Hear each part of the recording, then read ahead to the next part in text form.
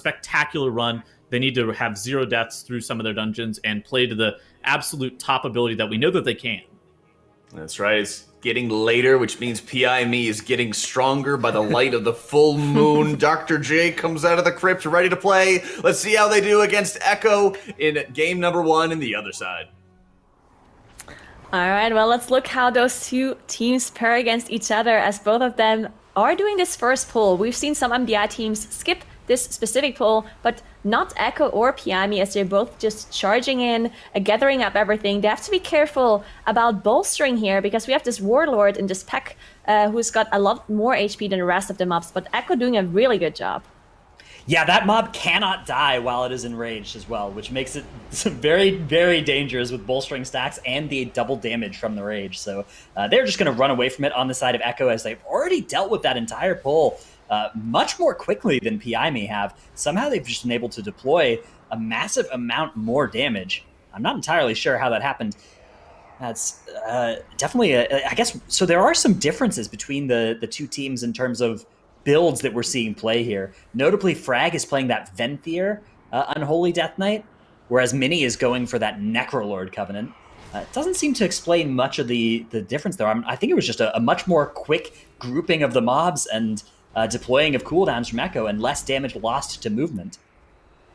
Yeah, I mean, something we have been praising about Echo in previous MDIs was that they were just incredibly efficient with their movement, with how they gather up pulls. They really are just saving precious seconds here and there, while other teams might be doing the exact same pulls and the exact same damage. Echo is just making up a few seconds here and there by just moving quicker, gathering everything up quicker, and just moving on as soon as they can, which just seemed to be the case here. They did kill it slightly faster, but then they were also moving faster to the next area where they're in right now. We also saw them use the Invis Potion by Zalia to get past the trash pack, and then Zalia gripped Maris up, so Maris didn't have to use the Invis Potion. Fragrance, on the other hand, also had to use his potion though, and we saw now just leap up. He drops incredibly low here, so some of these ghosts are spawning out, but did manage to recover as they're trying to finish off this trash pack.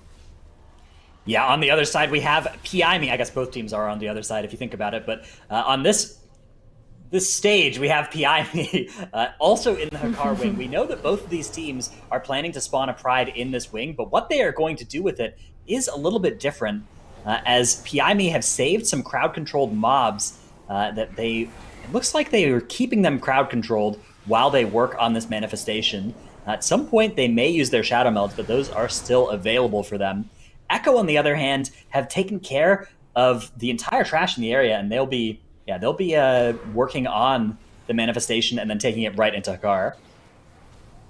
Yeah, so Echo spawning their Pride later. PIME definitely spawning it a little bit earlier. Well, the difference now is that Echo has more trash compared to PIME. The difference is 3%, so not too big of a deal. But we'll see who gets the Pride down earlier. Then both of those teams are going to have to fight Hakar, which can be pretty dangerous, and it also can last really long if you don't have enough damage initially before those blood barriers spawn and give the boss a lot of HP, or a lot of absorb rather. So let's see how they do, as PIME is now engaging that boss using Bloodlust as well, and all of their offensive cooldowns they have available to get this boss down fast, since it is tyrannical.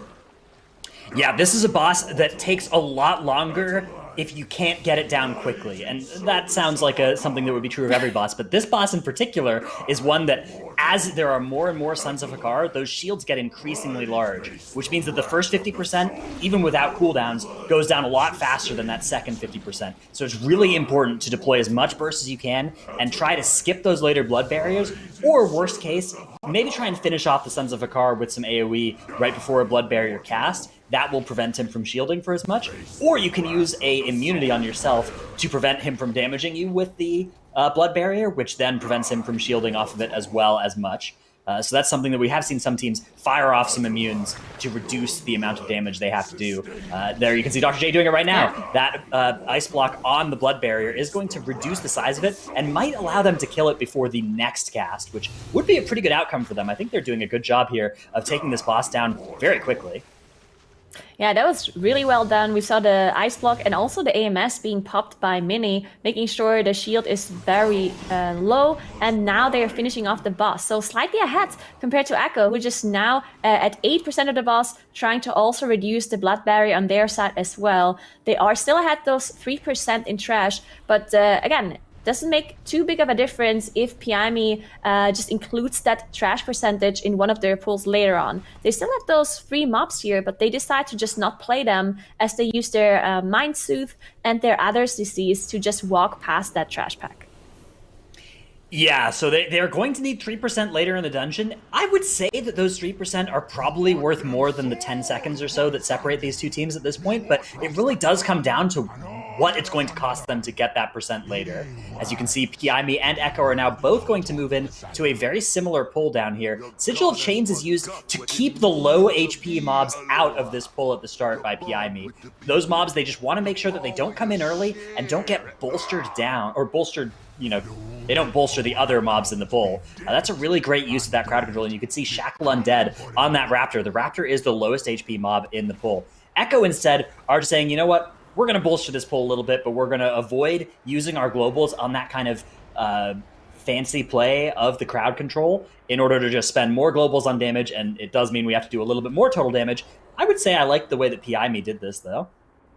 Yeah, I agree. I think Piami did handle this very well with that Shackle and that, and also using that Ring of Peace to get the mobs apart a little bit to make sure they get a lot of damage on this higher HP mini-boss, basically, that just has a lot more HP than the rest of the mobs. So well done, as they're already fighting that Enraged Spirit. This Enraged Spirit needs to be dealt with. Otherwise, it's going to be annoying you during the boss fight later on, during the last boss. So you definitely have to get it down. But it's very inefficient to deal with this, unfortunately, because it has a lot of HP and it casts this raging cast, basically, just pulsing AoE on the whole group. And they can't really pull anything on top of it because of the huge AoE that it does with that rage cast. And then it's also bolstering, of course, as well. So just very inefficient, unfortunately, but they got it done pretty fast. That mob is on my top 10 list of mobs you do not want to bolster for sure in this dungeon. As you can see, both teams making great use of the Night Fae Urn to stun it during one of the rage casts. That won't be available for the other Enraged Spirit on the other side, as Dr. J here is going to using Night Fae and Invis to allow the rest of his team to run through. Similar strat coming through on Echo. One thing to note about Echo's comp is they actually have 2 Night Fae players, whereas Piami only has 1.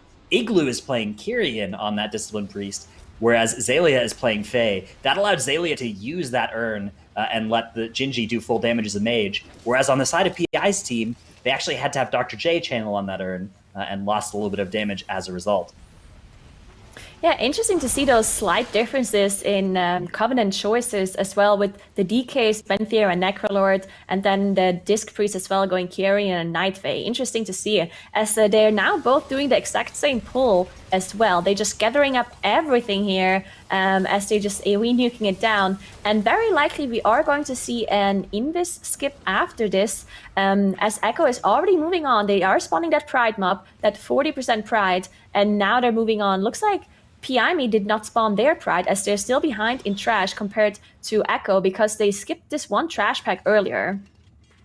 Oh, an unfortunate death is going to come out here for Dr. J. It looks like this dental drill is something they were planning to walk past. And it looks like there's a spot in its patrol where you can safely walk past. Much of the team was able to accomplish that for Piami. Enough of the team, that is, but not the full team. We've seen Echo actually had problems with that skip earlier as well in their match against Perplexed. It was part of the contributing to how they ended up losing that series. But they've managed to execute it successfully here, and Echo now have a lead, both in terms of count and in terms of placement in the dungeon, and that's a really, really good place to be.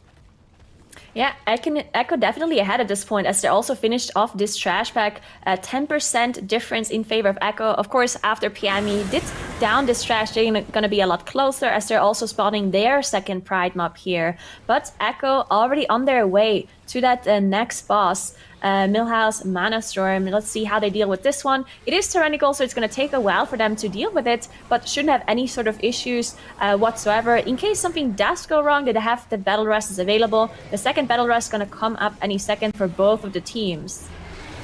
Yeah, those reses come up very, very close to that 10-minute marker in the dungeon. Now, One thing to note here is that despite the fact Echo is pulling substantially ahead of Piami, Echo skipped their Pride. Piami is going to have access to that Prideful buff for this boss, and so they should be able to recoup some of that difference once they actually get on the boss here. They don't have Lust to multiply with that Pride, but they should still be, I mean, the extra damage combined with how bursty these specs they're playing are really should multiply together in a nice way that will probably mean they'll still be behind after killing this boss, but I expect it won't be by that much.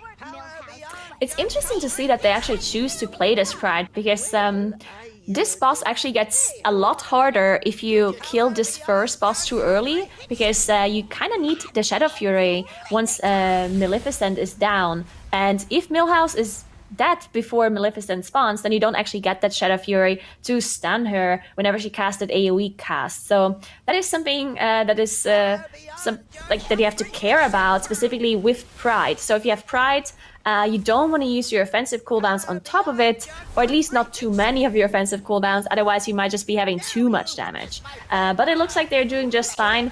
And Echo, on the other hand, already in that second phase as they're fighting Maleficent. And as Dreadnoughts mentioned, they're probably going to make up a little bit of the damage because of the Pride buff. Echo not dealing with that at all, just Shadow melting it off. But still, just a little bit in favor of Echo, and also with that 4% extra trash that they have on their board.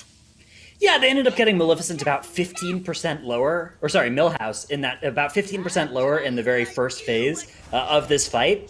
That doesn't actually help them in terms of any breakpoints or anything. It just means that once he comes back down the second time, they'll have a little bit less health to chew through.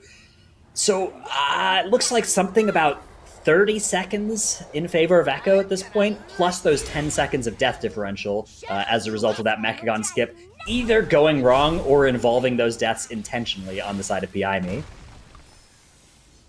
Yeah, I think both teams are playing really well, except, of course, these two unfortunate deaths that we saw in Piami when they did that skip. Otherwise, both teams playing their strategy exactly how they wanted to. So I think what's really gonna be the important part of this dungeon specifically is gonna be that Night Fae area, because we've seen a lot of teams pull so much trash in that Night Fae area, making up almost like 50% of all of the trash that they need in this dungeon. So depending on how fast and how well they play around that bolstering, it's going to be very crucial for both of those teams. Yeah, bolstering in this dungeon is very, very difficult to figure out how to deal with. If you deal with it well, it can look easy, but it is by no means easy. And there's a lot of the theory behind how they're pulling this dungeon is based around minimizing the impact of that bolstering affix. As you can see, that second boss, the Mana Storm, is going down for Echo.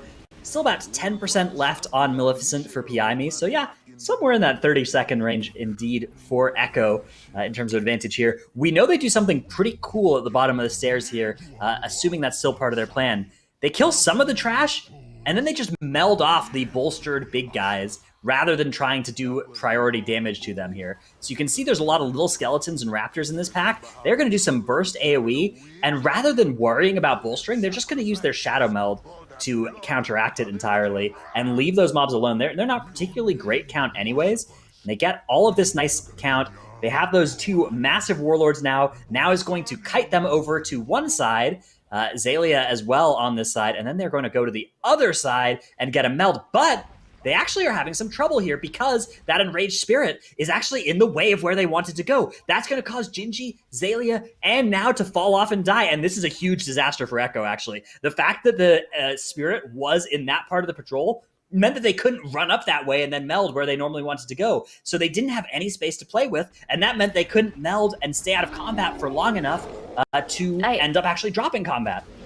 I actually think what happened there was that they were still one trash mob that they didn't kill on their way to Millhouse Mana Storm in that wing. So when they came out, Zalia had to use an Invis potion and Gingy had to use his Shadow Melt. So Gingy actually used the Shadow Melt to skip past the trash and also used that Ice Block. So, and Zalia also used the Grip to get Neris closer to him. So once they were trying to meld off the aggro from these bolstered warlords, Gingy didn't have meld ready, and maybe he was trying to use invisibility, but using invis is much harder to time than to use your shadow meld as a group at the same time, right? So it looked like Gingy just didn't get the invis off didn't have the Shadow Melt available, and then now tried to help him out, but fell down. And then Zalia didn't have a grip to get now back up because he had already used it earlier, and it just caused some problems for them. Unfortunately, they're now back up, but they're up to those 3 deaths compared to the 2 on Pyaime's side, and they're still ahead in trash though. So interesting enough, even with the time that they lost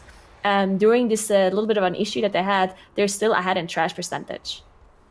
Yeah, the Spirit is going to go down for Pyaime as they will be moving into this trash pull that Echo has just finished. 5 seconds in favor of Pyaime in terms of death now, but that is not going to make up for this 1 trash pull. They're going to need more to go wrong for Echo in order to catch up here. Yeah, definitely. Echo is already on their way to that Night Fae wing. They just have to get past these dangerous walls that are spitting out things that definitely kill you if you get hit by them. So they gotta be careful to not have any sort of deaths here, as Sally is just risking it, using that Night Fae blink to get past, also using the grip to get fragments there as well. DK not as fast as some of these other classes, so nice to see those grips coming into play as well by Sally, just making sure everything goes a little bit faster. Yeah, we can see Pyaime spawning that Pride there. They will be melding it off, and potentially they'll have to meld it off again later. We've seen Echo has at times used a different strategy. Actually, I may have been perplexed too. I think it was Echo who used a different strategy of doing it in the corner instead, and that way they don't have to skip it again the second time. But it does mean there's a little bit longer to run the first time through, so... interesting difference and slight thinking about where you're going to spawn the Pride. Of course, whenever a Pride is going to spawn, it will pick a player at random in your group to spawn off of. So everybody needs to be aware of it in order to force it to spawn in a specific spot, if that is part of the plan. Yeah, looks like Dr. J even fooding up. Interesting. Yeah. I mean, even, I guess... if the tank needs some time to gather up the trash anyway, might as well just sit down and eat real quick if he's got the time. They're now gathering up a huge pull on their side as well. Looks like they're even pulling some more trash later into the pack, which can be dangerous because of bolstering, right? Yeah, if stuff comes into a pack late and it's high health, that can be bad. However, if there are low health mobs, it is good to bring them in later in the pull. I don't think they actually ended up grabbing an extra pull there. The patrol came close, but ended up running away as it does.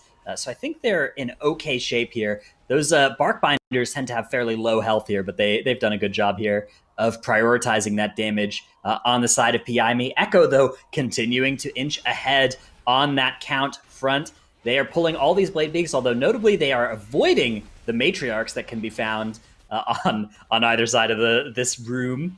We saw Perplexed use that in their winning run against Echo earlier, actually pulling those Matriarchs, and they've been the only team to do so far. They are very dangerous birds that pump up all the other birds and really murder your tank. So it is understandable that Echo is not adopting that strategy. Just, there's kind of this instinct when you lose a game to imagine that the winning route was better, but it's not always the case, right? There's oftentimes it's just different strategies. It's tough to say that specific part was necessarily what made or broke the run. Yeah, sometimes if you lost against another team, still doesn't mean you should be adopting their strategy. Really depends on your playstyle as well. And sometimes a winning team really just doesn't have the best strat. Maybe it just worked out for them this time, and it really isn't the best overall. And we're at the very start of this MDI as well. In this expansion, this is the very first MDI, the very first time we see all of these dungeons being played. So I definitely think there's still so many things that these teams can improve on. And we see just huge pulls coming in again by Echo, just pulling big after big pull. Again, just have to be careful with that bolstering still, because the more mobs there are, the more dangerous bolstering can be. If you kill one mob way too early, then that will just cause you to lose so much time, having to do so much more damage to the rest of the mobs. Yeah, several of the swirlies on the floor that you can find are actually sourced from the different mobs in the pools. Those stags that don't seem to do anything are dropping those stars on you, and also the mobs, some of them cast these swirlies, and a lot of them are low damage up front, or they apply a debuff. When you have bolstering going on, though, if that target actually has a lot of bolstering stacks, you can get surprise killed by something you thought was an environmental effect. So it's very important to be aware of that this week. Well, I guess not this week, but with these affixes and whenever bolstering week comes back around on the live servers. Yeah, definitely can be incredibly dangerous. Do not get hit by that stuff if it's bolstered for sure. We see both teams now fighting that mini boss as well. This is something that you usually don't want to do when you have bolstering. You don't want to pull a high HP mob with low HP mobs. But if you have a lot of single target focus damage and you're just cleaving off that single target, then it works out really well. And that is exactly what they're doing right here. Both of the teams just making sure they have a lot of focused single target damage while also just cleaving down the rest of the mobs. Very, very efficient. Mini, though, going down on the side of PIME as it looks like they were trying to do the Pride skip and Mini just didn't get the Shadow Meld off in time. Yeah, meld skips are quite precise in terms of timing. They often look really, really clean because teams practice them so much. They're such an integral part of these strategies, but there's still usually only a couple second window to have everybody on your team hit the button before something bad would happen. And oftentimes somebody will just, there's ways that can just go wrong. Unexpected circumstances or just, mistake can happen. So there's all kinds of ways that the dungeon can do something new to you that you weren't expecting, that you never saw in practice. Especially seems to happen a lot once you actually reach the tournament. Yeah, definitely. During the tournament, everything just goes wrong usually, and things happen that you have never seen before in practice, even though you have played the dungeon hundreds of times almost. And then the tournament day just seems to be the cursed day where everything just seems to be happening for the very first time that you've never seen before. But Echo now at 100% trash, so they're spawning this Pride mob. Looks like they want to play, yeah. They melded the mobs that they had crowd controlled up above them. They want to play this Pride, but they don't want to deal. They've CC'd some mobs back up above, and they want to just meld and drop combat with those, and then they get to work on this Pride without worrying about those things back there being in combat with them. Yeah, so Echo just slightly ahead here as they practice Pride earlier. Now Piami are one trash pool behind. As they did they accidentally? Are they at 100% trash and the percentage that's is just wrong? Or is that Pride. Yeah, so that's the previous one, right? Yeah. Was this? I'm not sure if this was intended and if they want to pull something on top of the boss, maybe, or if this was a mistake that they accidentally pulled this Pride that they skipped earlier. That would be kind of cool strategy, pulling trash onto boss. You have to be very careful with bolstering to avoid bolstering bosses if you do something like that. But if you can actually kill the boss first or kill the mobs far away, it can be a good strategy. If the IME were to do something like that, though, it would get them to 100% count and then spawn another Pride, which I'm fairly confident you don't want to do in the middle of a tyrannical 18 boss fight. I wonder how that works. If you kill the boss first and you spawn the Pride at the same time, and then you are in this RP animation and you're clicking the portal, it could work. Maybe it despawns or you get out of combat, but it doesn't look like that's something that Piami wants to do. That sounds like a very fancy strategy, though, and I want to see one of the MDI teams do that in the future. But that's something Piami is going to do this time around, as they're just finishing off the trash before.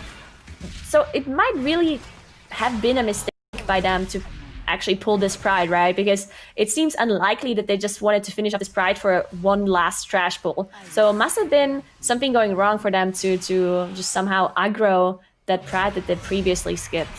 Yeah, maybe it was placed in a bad position, or maybe the fact that things went a little wrong for them and they had a death meant that cooldowns weren't the way they were expecting. They were like, okay, let's just do this Pride while we wait for cooldowns to come up. There's a lot of different ways that calls need to be made on the fly as stuff starts to go wrong, and the ability to actually make good calls when stuff goes a little wrong and only lose 30 seconds as opposed to losing a minute and 30 seconds is a really, really important one when the other team is likely to have things go wrong on their end as well. You want to make sure that you keep your mistakes as little as possible. As you can see, Echo trying to get onto that RP spot and click as soon as possible. Only one of their players able to actually do so. The rest of them are going to have to wait until that animation finishes to use that. You can see they do have that one a little bit further ahead, although it looks like the other parts of the team have gotten faster little portal things.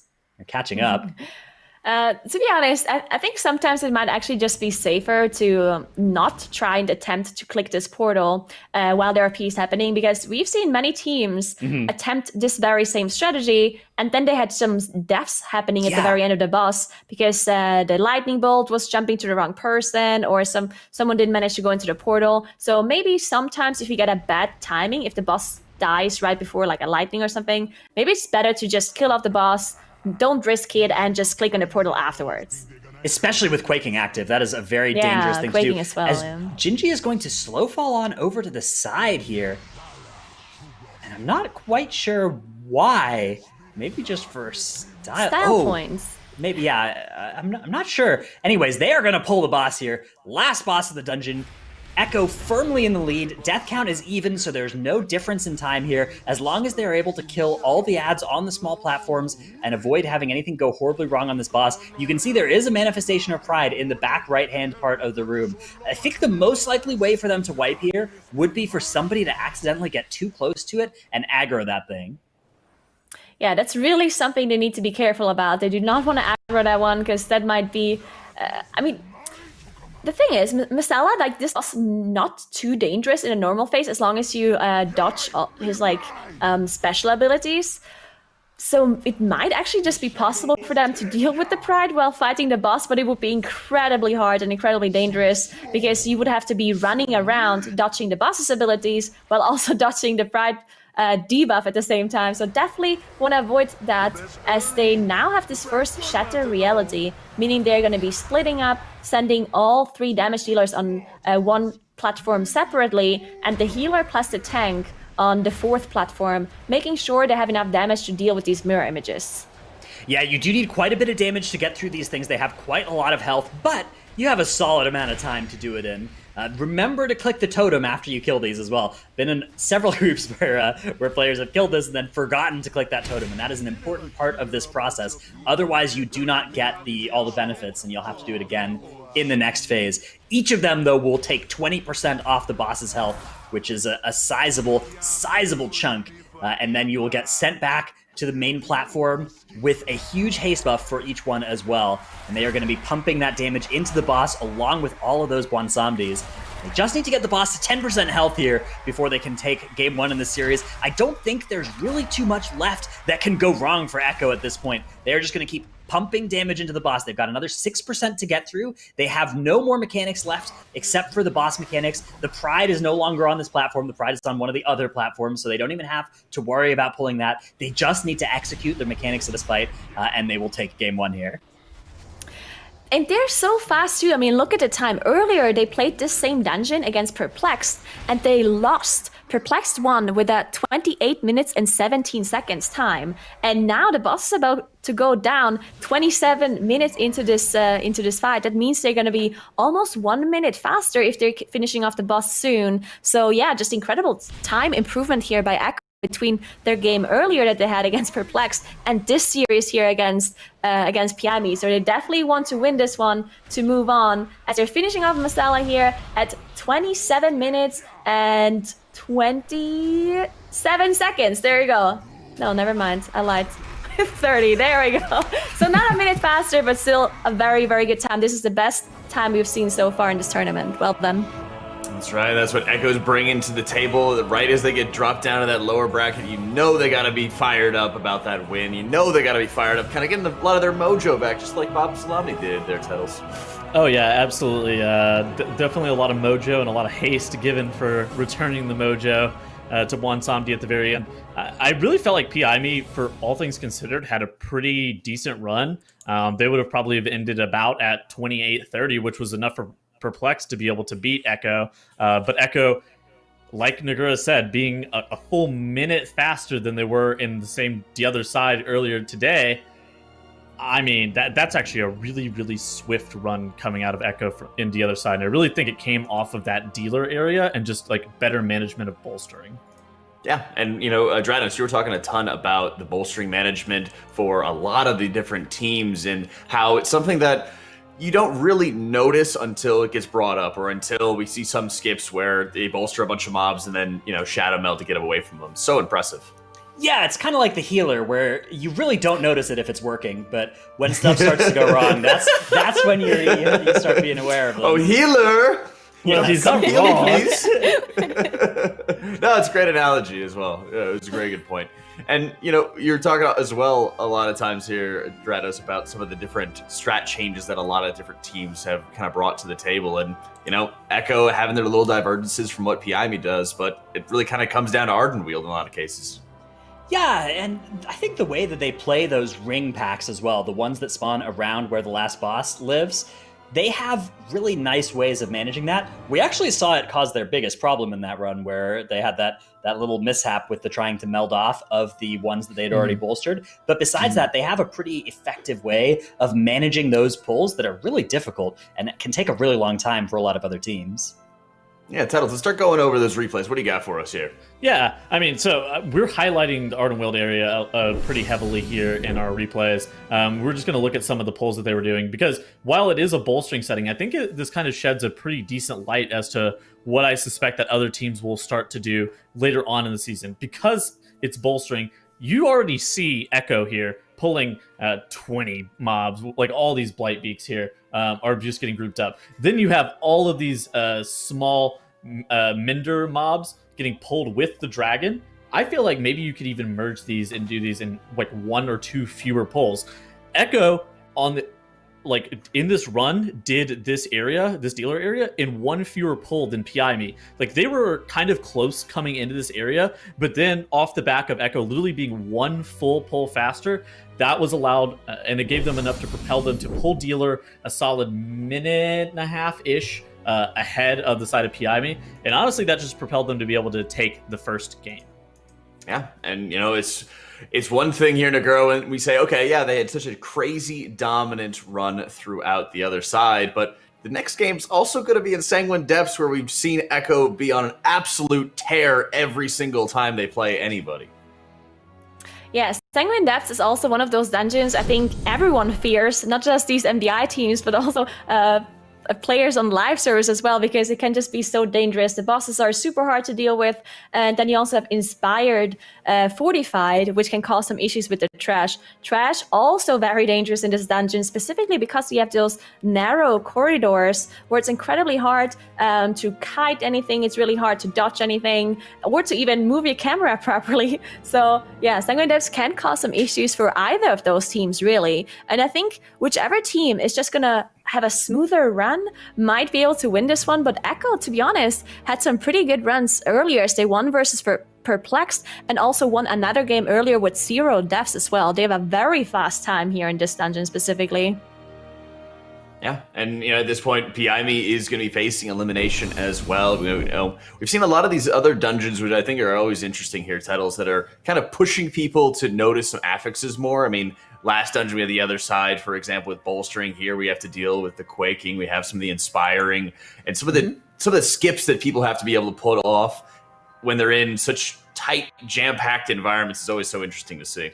Yeah, and I mean, there's even like some pulls where you see mobs will be, they'll use paralysis and cage, and then do the pack with all the obliterators and the casters, and then come back and then do the inspired mobs together. Very similar to how like infested would work. Yeah. Exactly. That's the biggest one in my mind, is like how people in groups would pull infested. But sometimes it doesn't really impact you that much. Notably, we've seen this in like the 3rd boss room, where you just have a prideful, you have all of your offensive CDs, and so even though there are inspired casters in that pack, you're able to burn straight through the trash quick enough, with making sure you do have that prideful buff, and that allows you just the extra damage that you need to be able to get over the finish line and get the trash dead before it actually ends up affecting you. I think that's actually a really fine, a really minute detail, and like a really important talking point of like when these groups are actually playing prideful versus the pridefuls that they're electing to skip, because I don't think prideful is ever time efficient unless it helps you enable a pull. And similar in the 3rd boss room in Sanguine Depths, I expect that we're going to see both groups elect to kill the pride right before it, and then take that prideful buff and then be able to blow up not only the 3rd boss but all the trash in the room with it. Yeah, we noticed a lot of times that was kind of the particular maybe pain point or turning point for a lot of these teams, Ratnos, of having these incredibly dangerous pulls going into it. We talked about tank pressure, for example, on Executor Tarvold, right? If you could pull that off, then you're going to be in a much better position for what comes after. Yeah, there's kind of these tanks can take a lot of damage when they're in these full builds with the Vengeance Demon Hunter, especially the way Now builds it in this dungeon with the Venthyr Covenant instead of the Kyrian one that we see a lot of other tanks play. And they use that to pull these ghouls in on that really hard second boss at the end. And that adds a lot of extra damage to the tank.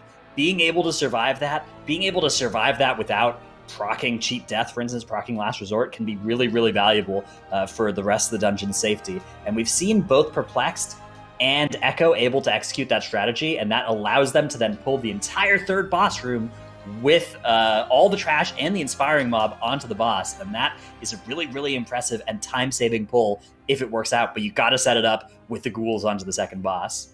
Yeah, and you were talking a bit about the Venger's Demon Hunter build that was coming in. We've seen, if I remember correctly, the Darkness Legendary that was getting a lot of use out of these teams. What was the kind of the benefits and costs versus running something else? Yeah, so now is the person who's been using this legendary the most. A couple other DHs have used it in a few spots, but there have been several spots where Now has used it and other Demon Hunters have used the more standard Fiery Brand cooldown reduction legendary. That Darkness one, it procs a Darkness it can happen once every 2 minutes whenever you drop below 35% health. So not only is it providing you a solid effect that can prevent you from needing to use your Cheat Death whenever you would drop low on that spec, you also are providing a serious group-wide benefit. We've seen it doing a lot of good because on a lot of these pulls, when your tank is dying and Zayli is your healer, it probably means that other people are taking damage too, right? It probably means that they could use the benefit of a Darkness as well. And so that actually, that saves healer globals from going on somebody else. They can then go on you, and it's double benefit in terms of defensiveness. I mean, it's also really important to note that we are in a pretty heavy kite meta for tanks as well. So whenever the tank is staying in, he's probably going to be staying in for extended periods of time. And that Darkness, whenever it does proc on him, he gets pretty solid defensive benefit out of it. And you mentioned that it was also going with the Venthyr Covenant. Is that adding on to the defensive benefit more, or is it offensive? Yeah, Venthyr comes with a little bit of defenses, but also it's more like consistent damage rather than like burst AoE of that Kyrian Sigil. And it means that Now can be the person to activate the lanterns, although they also have generally fragments on the Venthyr Covenant playing that Death Knight as Venthyr. So they have several options on Echo's comp for opening those lanterns. Yeah, it's been great to see how flexible a lot of these covenants have been for a lot of the teams. Let's see what's going on as we're ready to go between game number 2 between PIME and Echo.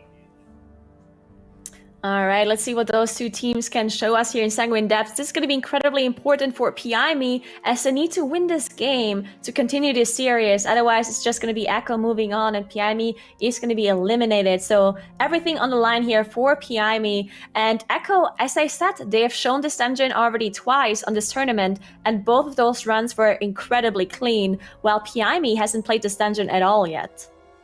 Yeah, this is looking like one of Echo's strongest dungeons. They were able to beat Perplexed on this dungeon. This was the only dungeon they were able to beat Perplexed in. The other two dungeons they went to, they ended up losing their to Perplexed, who are waiting for the winners of this series in the Cup Finals. So PIME would need to win both here in the Sanguine Depths and in the next dungeon to get there. They are on match point here, whereas Echo can win either here or in the theater. I believe this is likely to be a better chance for Echo than the theater, though. I think Echo would be favored in either, but I think that this dungeon has looked so strong for Echo so far. Yeah, and it also probably involves practice time as well, right? Because depending on what way through the tournament you're going, you're going to have to practice different dungeons more or less, right? And this is a dungeon that Echo already had played twice before. So that means they definitely know how to play this dungeon, and they have put a lot of practice time into this dungeon specifically, while PIME not having to play this dungeon at all until now means they might have not put as much time into this dungeon compared to some of their other dungeons that they had to prepare. So that is also going in favor for Echo here specifically. So let's see how PIME is doing. But yeah, as you said, I do think this dungeon is going to be favorable for Echo, unfortunately. Yeah, I don't think either team probably expected themselves to end up in the lower final. I think that this is probably something that both teams didn't actually practice this lineup as much for. So I think Echo is just kind of getting benefit from having practiced Sanguine Depths for the other matches where they were playing it, because I think they were probably expecting to get through in the upper bracket as they have done so often in the past. And similarly, PIME, I imagine that they were mostly focused on their earlier matches on the other days in the other parts of the bracket, rather than trying to put their eggs into a basket that they might not reach. Yeah, we're just waiting for one more player here as they're getting ready for this dungeon specifically. All of the players want to make sure they're 100% ready for this one. As I said, this is the last game for PIME to make up for the series. If they don't win this one, they're going to be eliminated. And there we go. They are ready as they're gearing up for their very first pull in this dungeon. We see a Fear Sigil being used by Rentari and by Now as well, as they're just going past gathering this whole pool, and now they're pulling it backwards, making sure they're just gathering this whole area into this lantern here, the Venthyr Lantern. Yeah, they are going to be trying to get as much benefit from that Covenant ability as possible. Of course, the Covenant ability in Sanguine Depths is those lanterns. Oh no, PI me! We have 2 deaths already, Clix and Mini going down, Igloo soon following them. Igloo actually playing that Restoration Druid in here. That's not something we've seen much in this tournament so far, and the deaths are really adding up quickly. 4 so far, plus Rentari's cheat death being used here. Ring of Thieves is going to try and buy them some time, but because there's inspiring mobs here, these mobs are all immune to crowd control. They are going to ignore that Ring of Thieves entirely, and the entire team now running back to the front of the dungeon, but of course, they can't zone out. You can't zone out here in the MDI, so they're going to have to do a U-turn and run back in the other direction. Dr. J down as well, and this pull is going so poorly for PIME. They may just all opt to die and reset this or shadow meld, and that is exactly what they are going to do. Disaster has already befallen PIME as Echo have finished off that pull and are making their way on to their second pull of the dungeon. Yeah, it's just not going right here for PIME on this very first pull already. And yeah, as you mentioned, also Igloo on the Rasta Druid. Maybe this really is just a dungeon that they haven't practiced enough, so Igloo is going back to his comfort pick of just playing this druid. Maybe this really just goes to show that they really just haven't put enough time into this specifically. As Echo, on the other hand, having no issues whatsoever. They're up to 14% trash. As they're going to be finishing this off, they're going to spawn that Pride mob. There we go, 20% trash after those 2 initial trash pulls. Looks like they're playing it as well, not deciding to skip this one. Yeah, so if I had to guess here, from looking a little bit at this bracket, I think Sanguine Depths is probably one of the dungeons for which PI did the least prep, because it is one that shows up only for them if they got exactly here to the lower finals or if they got to the upper finals. It's in none of their earlier potential matches, whether they won or lost their first couple matches. So I think as a result of that, they really decided to put probably more effort into some of the other dungeons. And you see this sometimes where players then get on something like a comfort spec. That Rester Druid is a very popular healer. For a lot of these M+ focused healers, it's been such a good healer for so long in previous expansions, both BFA and Legion. That spec was so reliably great. And I think that often that means that a lot of players have it as one of their comfort picks that they can go back on, even if you haven't practiced a dungeon as much. And I think that probably explains why Igloo selects it. Although I'm going to be on the lookout for cool Druid tech in this dungeon, because there certainly is a possibility of that. As we move in here to the first boss, Crixus the Voracious for Echo. It is getting completely murdered, already at 50% health with the benefit of that Pride and the Bloodlust for Echo. Yeah, they also pulled a bunch of trash on top of the boss as well, using all of those cooldowns with the Pride buff as well, just making sure they quickly nuke down the trash around the boss. Talia dropping incredibly low as he's soaking those orbs from the smash of the boss. Really don't want to have these orbs go into the boss, but you also want to make sure you're not soaking them too fast after one another, because they do a huge amount of AoE damage to the whole group. So that is why Celia is soaking it, because he knows exactly when to soak those orbs. He's soaking one, healing up the group, soaking the next, and so on. So really good job by Celia. Even though it looked close, it was definitely calculated on when he's picking them up. And the boss is already down to 13%. They're just doing a huge amount of single target damage here. Yeah, this is something that the Venthyr actually really excels at, is single target damage with that Sinful brand. And it can actually do good AoE damage, but that AoE damage is lined up with their Metamorphosis cooldown, so something that wasn't used on a pull like this. Yeah, we actually see, taking a look in at the Resto Druid choice being made on the PI side, they're playing that Night Fae on the Resto Druid as well. So we do have Convoke the Spirits. I wonder if there's anything cool you can convoke as a Resto Druid in here to facilitate a pull being possible that otherwise might not be. Do you know how Convoke generally tends to function on Resto Druids? Yeah, depending on which affinity you have, right? Because it always depends on the form you're in. So if you're in cat form, it will cast cat abilities. If you're in bear form, it will cast bear abilities. And if you have that Moonkin affinity as a Resto Druid, you can shift into Moonkin form, and then you will start casting those Moonkin abilities, even have the chance of getting a full moon as well if you're a Resto Druid. But Convoke usually not that great on AoE. It's more of a single target nuke ability because it doesn't really cast any sort of AoE except the full moon, which only has a slow chance of even proccing in the first place.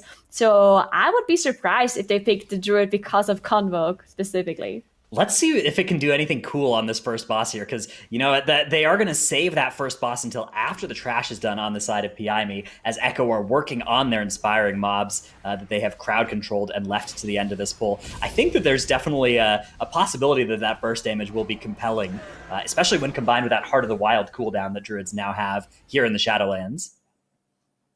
Yeah, Heart of the Wild, definitely a strong cooldown to just even further increase the damage that you can do as a Resto Druid with one of those affinities. In the past, we've seen Resto Druids play a lot of the cat affinity, just shifting in and out of cat form, doing the so-called cat weaving to get some damage onto the trash. But now in Shadowlands, we see a lot of those druids play balanced affinity, which is very interesting to see. Celia having some issues here with the chain cast by the Grand Overseer, as they just had a huge pull, pulling two of those Overseers together, and you can see the debuffs just stacking up on everybody, just decreasing their damage down to the trash.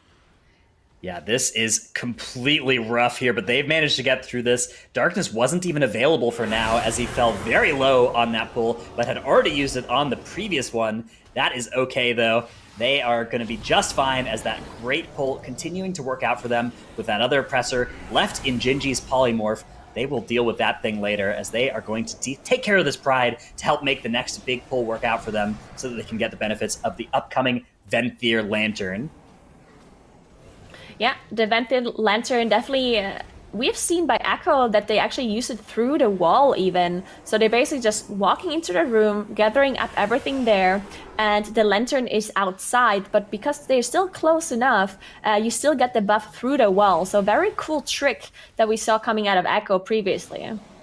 There's that darkness once again, as this Pride is getting low by now. Once he popped below 35% there, it did proc there and provide a nice burst of group-wide healing on the next couple of ticks. They're going to pull a bunch of mobs now, as you said, just around the corner here, still within the radius of the lantern. Even though it is through the wall, it will be powering them up. 5% damage and healing per mob that you kill within its radius, stacking up to 10, so 50% with all of those stacks. That will really help them carry through into the next pull and keep doing big count here.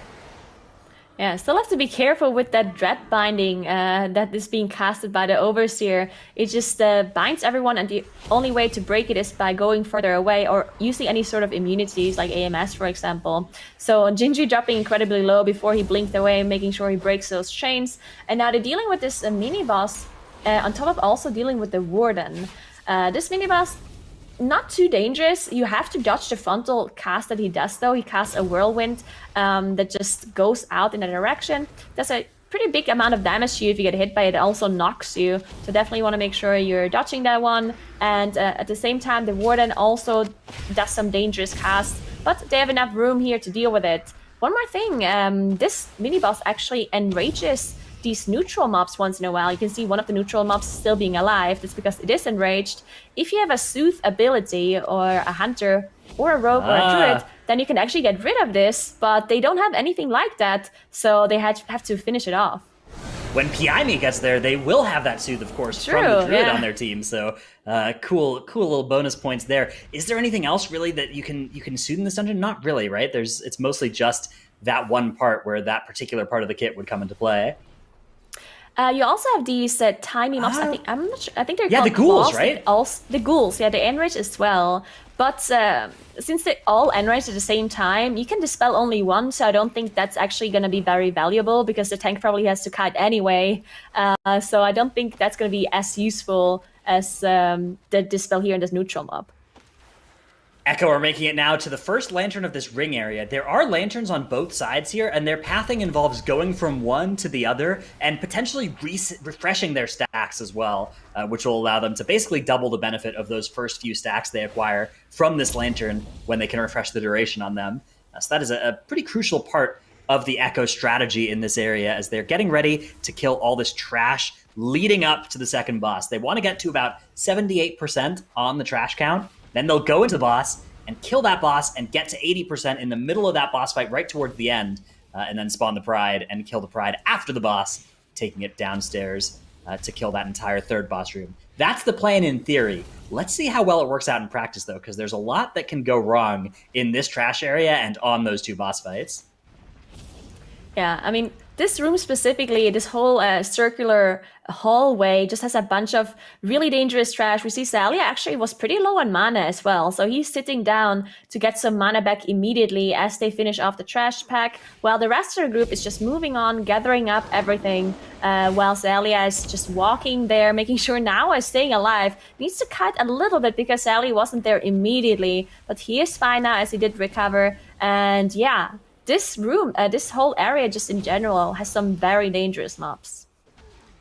Yeah, especially, man, there's a lot of stuff that can kill your tank in this area. A lot of different ground effects that need to be dodged that are damaging even to tanks, and that nasty bleed that now doesn't have access to a File of Serenity to clear. Unlike Rentari on the Kyrian variant, of course, Venthyr players don't get the File of Serenity and cannot clear their bleeds, so that is certainly a drawback of that Covenant in this dungeon. Yeah, and looks like Echo is moving on, doing a little bit of a smaller pull because I assume the Inspired mob here. Inspired, of course, makes mobs immune to any sort of CC or interrupts around them. So specifically because this whole area is so dangerous, you do not want to deal with that Inspired mob on top of some other trash packs. So they're just dealing with it by itself, just this one singular trash pack. And as you mentioned, they're going to be spawning the Pride soon, and they also want to fight the boss as well. This boss can be incredibly hard because of the huge amounts of AoE damage happening on the group. Yeah, so the upcoming boss, Executor Tarvold, which we're going to get to right after this trash pull, does two nasty damage abilities to your non-tank members. There's the Add, which pulses AoE damage to the whole group and needs to be killed quickly, and the Castigation Cast, which deals a lot of damage to the person it's channeled on and anybody too close to them.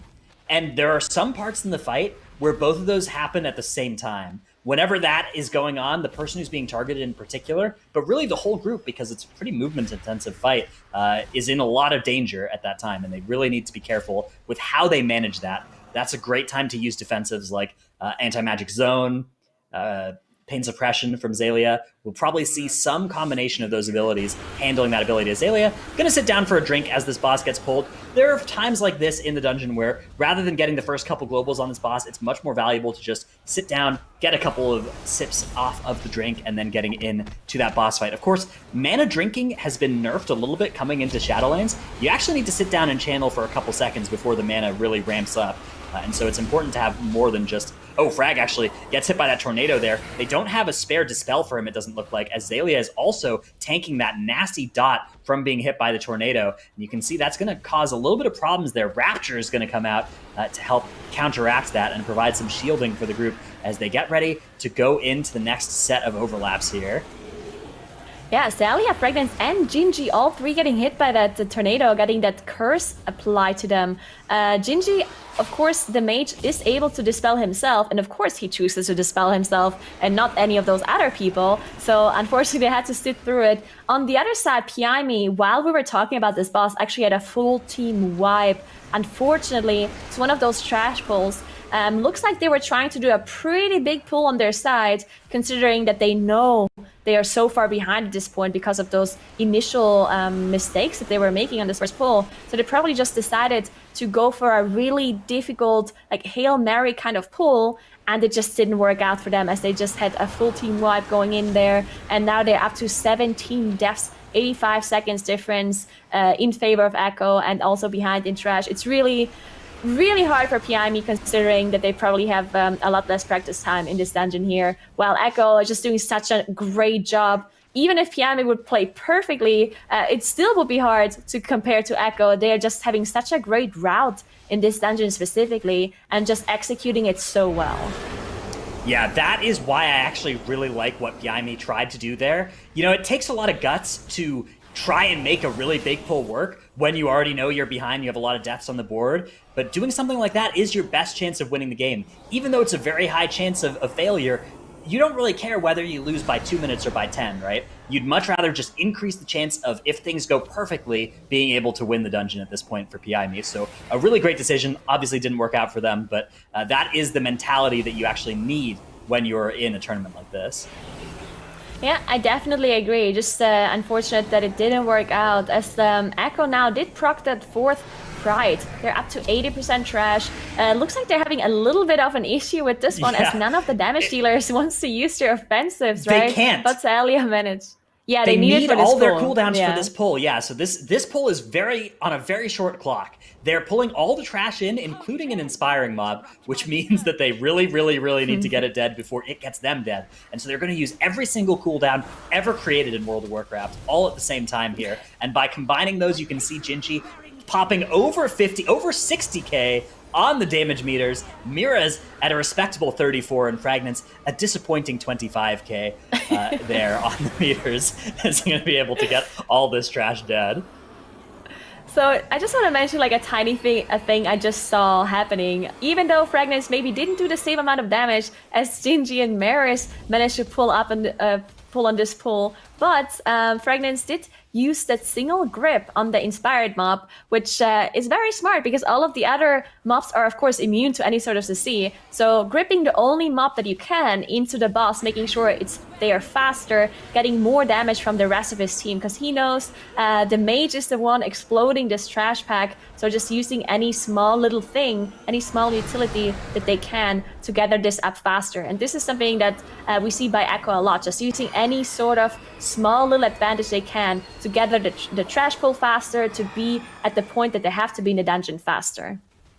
Absolutely, yeah. Death Grip against Inspiring Mobs, it's actually very useful in a lot of different ways. We don't see Echo needing to use it as a kind of removal of Inspiring Mobs from a pull, but you can do that as well on the live servers. If you're ever interested in pulling an Inspiring Mob and you still want to kick something, you can try and Death Grip the Inspiring Mob out and then land your kick and then have it run back in. It's a very risky strategy, but it sometimes can make a pull work that otherwise wouldn't. Definitely something you can try as well. As we see Echo now skipping past these trash packs, those trash packs, they're pretty dangerous and also pretty inefficient because they have a lot of health and are really dangerous. So you can't really pull a lot of trash on top of them because of the danger of the mobs. So they just decide to completely skip them, as they're now moving on to this gauntlet here, where you just have a bunch of Gargants spawn throughout the fight as long as Khal is alive. You see General Khal here, which should be the focus target for the damage dealers here, because Khal has a huge amount of health and needs to be pushed to 70% for him to disappear. Yeah, one of the other reasons that trash pack gets skipped before this gauntlet is actually Pride timings. So because you needed to get to 80% to spawn the Pride before jumping down to the third boss room, you actually need to skip quite a bit of trash to avoid going over count here at the end. Obviously, you can't skip any of this gauntlet, so there's really not too many options for what to skip. And you can't spawn the 60% Pride instead of the 80% Pride, because then there's just not enough trash in this area. So it lines up perfectly because it's both a difficult pack to pull and it makes the count work really, really nicely. Yeah, Pride timing is really something that these MDI teams are figuring out as well.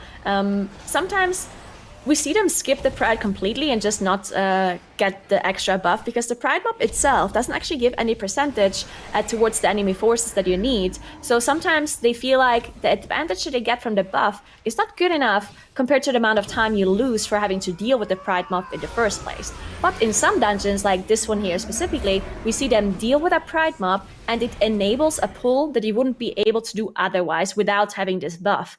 And I really would like to see them play around these Pride buffs more in the future. We've seen some pulls like this here specifically for Echo, but I think in other dungeons we haven't seen it that much, and I really hope in the future we see more teams play around it, maybe try to do riskier pulls, having this Pride buff on the whole group. And I just really like to see those insane pulls coming in, as Fragments actually goes down for Echo. He's their battle res as well, so they're not going to be able to get him up without channeling a res on him, and that's kind of a sketchy thing to do in this spot. It looks like they are able to get one off, though. Somebody able to get a res off onto Fragments. They're going to get him back up. They still have another Battle Res available, and a third will become available in the very near future, but certainly something that could have posed a problem. Oh my goodness! Lots of damage coming out as they had that brutal overlap of needing to get into the barrier to avoid the Gloom Burst, but also having the Craggy Fracture coming out at the same time, punishing them for doing so. Luckily, they were able to survive that, but yeah, this is looking pretty sketchy on Echo's side. And this pull is not easy by any stretches. They finally push General Call to 70%, and they are going to finish off this last bit of trash here, move ahead to the final trash room. And as you mentioned, yeah, Prideful, this is the only Pride in the dungeon that they're going to skip, this 100% Pride. Every single other Pride in this dungeon is actually done by Echo to be used to make other pulls work. And I think that that's a really cool part of the Echo path through this dungeon, is the way that they've not just played around Pride and played around the problems it poses, but used the benefits it offers to then make future pulls actually work. Yeah, it really seems like Echo has figured out a really good strategy for this dungeon here. So well done by them figuring out this route and playing it, executing it so perfectly as well throughout all 3 times that we've seen them play this during the tournament. I think the most amount of deaths that they had previously was 2, and we only see 1 death here by Echo, only Fragments going down on this pull just now. So really, really well executed by them as they now proc their final Pride. And as you mentioned, they are shadow melting off the aggro here as they feel like they don't need it for this last boss. And this last boss, probably actually knowingly the easiest boss out of all of the bosses here in Sanguine Depths, which is interesting because usually you would think the last boss is the hardest, but all 3 bosses previously to this one are a much bigger risk to the group compared to General Call. Yeah, General Call is one of those bosses where there's a lot of mechanics intensity here. There's a lot of dodging that needs to be done in a really short time, right? The time between those different slashes across the middle of the room is very short. It's difficult to dodge, particularly when it overlaps with the Wicked Rush. So there's a lot of difficulty there. But if you actually do dodge, it does 0 damage to you, right? And so when you have a team like Echo that is capable of dodging that consistently almost every single time, you are going to see a fight where the numbers just look really, really good for them. They're not having to do ridiculous amounts of HPS to survive. Whereas fights like Executor Tarvold, the second boss in the dungeon, that one just does a lot of damage. That's just a numbers check, right? And there's no way of stopping those numbers from coming out. Yeah, definitely. And as you mentioned, we just saw Zalia, for example, just dodge that charge, and the rest of the group as well. Some of the charge bleeds are going through. See, one of them is on Fragments, one of them on Maris. But since Zalia is, of course, a very good healer, he's going to be able to keep them alive, making sure he heals through that bleed debuff on those players. And if it's on a melee player, the Wicked Blade, sometimes they might choose to just not even attempt to dodge it, considering that they're going to lose damage if they have to go out of melee range, of course. So it might just be better to not even attempt and just go through, let Zalia just heal it by doing damage, since that's what Disc Priests do. And it looks like they're getting closer and closer to finishing off this boss, as this boss dies at 50%.